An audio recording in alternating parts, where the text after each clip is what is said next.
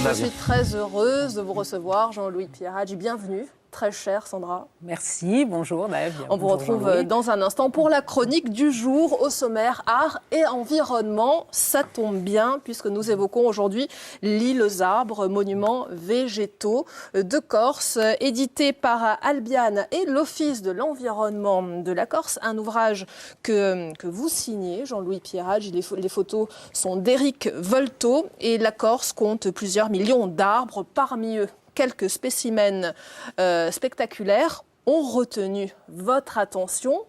Comment a vu le jour cet ouvrage que l'on peut qualifier de transdisciplinaire ? Merci de m'accueillir, Davia. Et on a plaisir à découvrir ensemble ce livre parce qu'il est aussi l'histoire d'une collaboration et d'une rencontre finalement. Avec le photographe Éric Volto, avec les éditions Albiane et puis à l'Office de l'environnement, on a le conservateur botanique qui nous a apporté cette expertise scientifique qui était essentielle. Donc on a voulu être pluridisciplinaire, notamment parce qu'il fallait intéresser le plus grand nombre de monde pour changer notre regard vis-à-vis des arbres aussi. Ils sont esthétiques, les photos sont magnifiques, mais aussi ils ont une histoire particulière. Donc il y a eu un travail aussi anthropologique à faire. Et puis les arbres, des découvertes récentes sur la science permettent d'envisager la physiologie, la biologie des arbres de façon nouvelle. On en parlera. Justement, est-ce que la Corse a toujours été une île boisée ? On pense, d'après les travaux archéologiques et surtout d'après les historiens, ce dont on est sûr, c'est que dès l'Antiquité, les Romains et les Grecs ont trouvé une île très arborée, puisque dans les premiers écrits, l'île Érissée, elle a toujours fasciné les voyageurs dès l'Antiquité par ses forêts. Donc on a cette particularité, on est l'île la plus arborée de Méditerranée, on continue à l'être. Et puis, lorsqu'on a fait ce travail-là sur les arbres remarquables, on s'est aperçu que, pour l'instant, on en a un peu plus de 200 de recensés d'arbres remarquables. On reviendra sur la notion d'arbres remarquables, si vous voulez. Mais, en tout cas, le constat est qu'on a une richesse arborée incroyable, exceptionnelle. Justement, donc, qu'est-ce qu'un arbre remarquable ?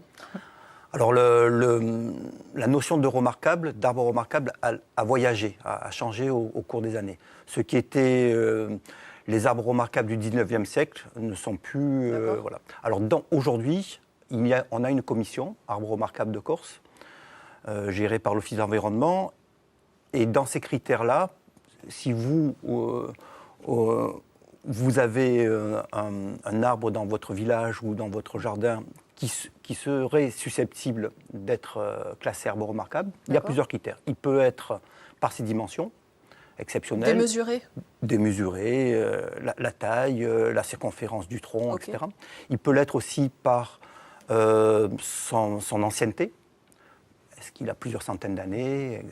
Par sa rareté. Est-ce que c'est une essence qui est peu courante en Corse? Ou par son histoire. Et là, c'est là où c'est intéressant parce qu'on s'est rendu compte depuis la publication du livre où on a fait quelques conférences qu'en Corse, on a un lien privilégié avec les arbres. On a eu beaucoup de retours de personnes qui assistaient aux conférences, qui venaient nous voir en disant moi j'ai un arbre où ma grand-mère elle a toujours dit qu'il fallait préserver, garder le terrain avec cet arbre-là. Donc il y a des histoires, il y a beaucoup d'histoires. On parlera peut-être ensemble du Malcontil. Voilà, justement, vous traitez de ce côté symbolique, ce côté culturel. Parlez-nous de ce fameux Malcontil de Carquette qui nous fait penser à Jean-Claude Rolliane, mais aussi à Jean-Paul Poletti. Oui, cet arbre est très particulier. D'abord parce qu'il est dans une châtaigneraie préservée. Il a aussi... alors, lorsqu'on arrive sur Malconsil, sur ce châtaignier, on est un peu surpris parce qu'on n'est pas sur des dimensions comme sur celui de Zonze, par exemple, sur Piano Santo, qui a des dimensions exceptionnelles, qui a un arbre-monde qu'on voit sur châtaignier. Voilà. Là, il est dans une châtaigneraie, donc il n'a pas véritablement de dimensions spectaculaires. Par contre, pour avoir discuté avec Jean-Claude Rollian, il a toute une histoire, d'abord transmise oralement par les anciens, puis repris par M. Rollian sur son roman, Malconcide, repris après par Jean-Paul Poletti pour en faire une des chansons emblématiques du Reacquist. Et lorsque j'ai visité l'arbre, au départ, je me suis dit, ah bon, toute cette légende pour un arbre, un vieil arbre, moi j'en connaissais, des vieux châtaigniers, mais il est particulier parce qu'en fait, il est creux, complètement creux. D'accord. C'est-à-dire que lorsqu'on s'accroupit pour rentrer à l'intérieur de l'arbre, lorsqu'on s'y glisse, à l'intérieur, on est comme dans une chapelle. On peut s'y réfugier. On peut s'y réfugier, à plusieurs même. Et ça, il est creux jusqu'au bout, des racines jusqu'à la frondaison. On pourrait mesurer 18 mètres, on tiendrait debout. Et donc, il a survécu en étant probablement foudroyé. Après, on sait que les vieux châtaigniers peuvent être creux, mais là, il est creux, complètement creux. C'est-à-dire qu'il ne tient que par la superficie de son écorce et puis de la petite pellicule. Quels sont les arbres véritablement endémiques à la Corse ? Alors, le seul qu'on est vraiment endémique à la Corse, c'est l'Arichou.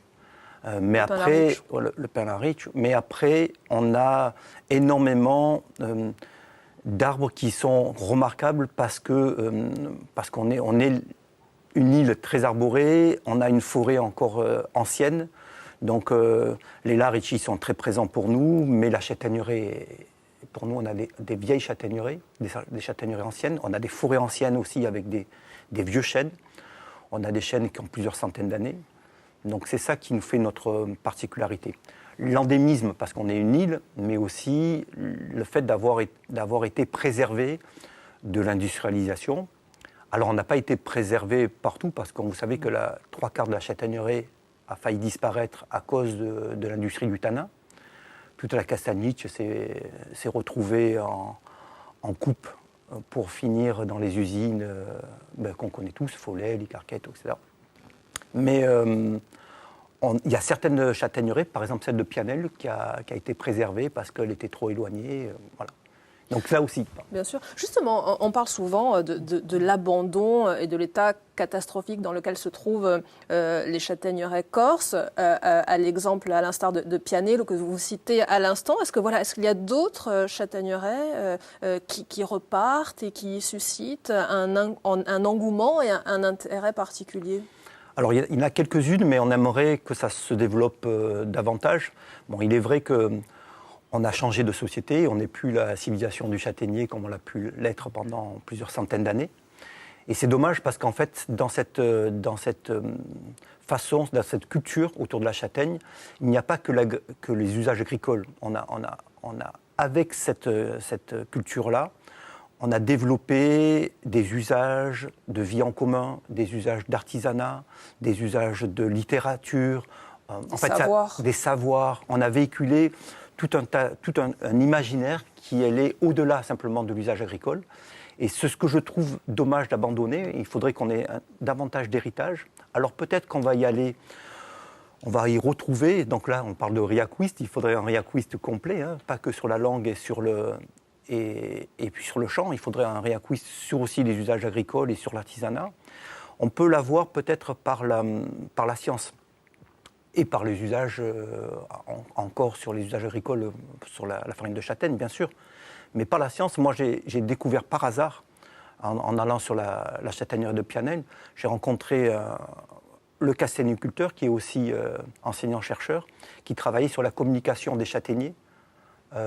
Pas la communication par les racines, vous savez que les arbres communiquent ensemble par un système racinaire et de symbiose avec les champignons, ce qui est déjà extraordinaire. Lui, il travaille sur la communication par les aérosols. Donc lorsqu'il est en train de prouver que les arbres sont en communication permanente vis-à-vis de leur environnement, température, hygrométrie, nature du sol, invasion de parasites, etc. Les arbres le savent.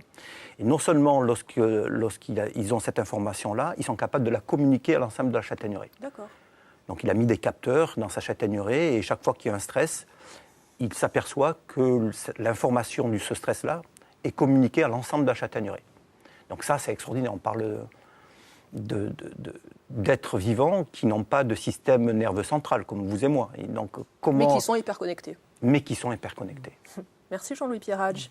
Vous restez avec nous, bien entendu. L'île aux arbres, monuments végétaux de Corse aux éditions Albiane avec l'Office de l'environnement de la Corse. C'est un ouvrage que vous signez, un ouvrage passionnant que l'on vous